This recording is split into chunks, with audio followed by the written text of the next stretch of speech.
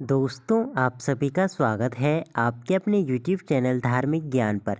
एक बार की बात है, एक आदमी ने एक बहुत ही खूबसूरत लड़की से शादी की। शादी के बाद दोनों की ज़िंदगी बहुत प्यार से गुजर रही थी। वह उसे बहुत चाहता था और उसकी खूबसूरती की हमेशा तारीफ़ किया करता था। लेकिन कुछ महीनों के बाद लड़की चर्म रोग यानी कि स्किन डिजीज़ से ग्रसित हो गई और धीरे धीरे उसकी खूबसूरती जाने लगी। वह एक दिन बहुत रोने लगी और भगवान को कोसने लगी कि आपने मेरे साथ ही ऐसा क्यों किया। खुद को इस तरह देख उसके मन में डर समाने लगा कि यदि वह बदसूरत हो गई तो उसका पति उससे नफ़रत करने लगेगा और वह उसकी नफ़रत बर्दाश्त नहीं कर पाएगी। लेकिन इस संसार में लोगों को उनके अच्छे एवं बुरे कर्मों का फल भोगना पड़ता है, चाहे वो कर्म इस जन्म के हों या पिछले जन्म के। फिर भी भगवान ने उस बेचारी की सुनी। इसी बीच एक दिन पति को किसी काम से शहर से बाहर जाना पड़ा। काम खत्म कर जब वह घर वापस लौट रहा था, उसका एक्सीडेंट हो गया। एक्सीडेंट में उसने अपनी दोनों आँखें खो दीं। लेकिन इसके बावजूद भी उन दोनों की ज़िंदगी सामान्य तरीके से आगे बढ़ती रही।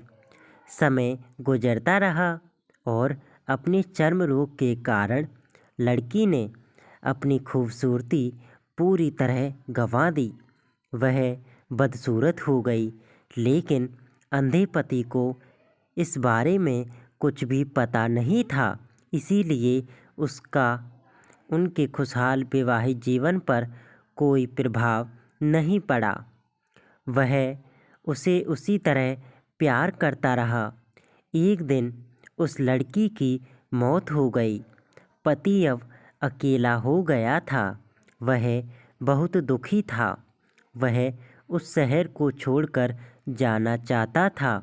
उसने अंतिम संस्कार की सारी क्रियाविधि पूर्ण की और शहर छोड़कर जाने लगा। तभी एक आदमी ने पीछे से उसे पुकारा और पास आकर कहा, अब तुम बिना सहारे के अकेले कैसे चल पाओगे?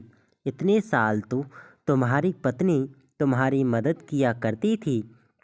पति ने जवाब दिया, दोस्त, मैं अंधा नहीं हूँ, मैं बस अंधा होने का नाटक कर रहा था।